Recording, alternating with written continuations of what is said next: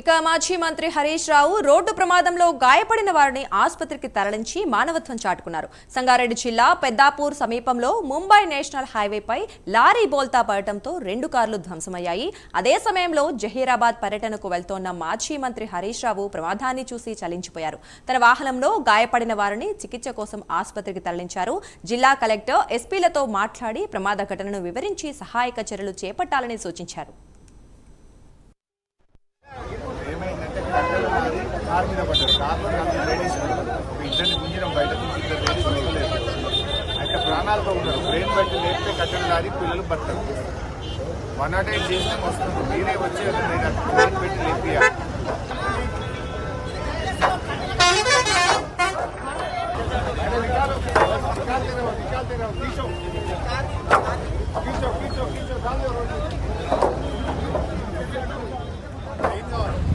MRO RDO DSP CI SP crane తెచ్చి లేపాలి. లేకపోతే నేను ప్రాణాలు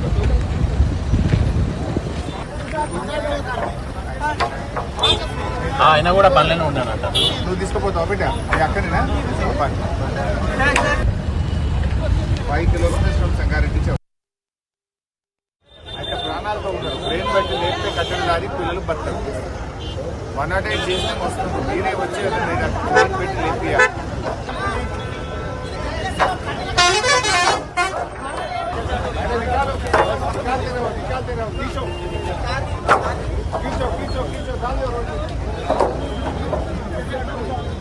ఏం కావాలి?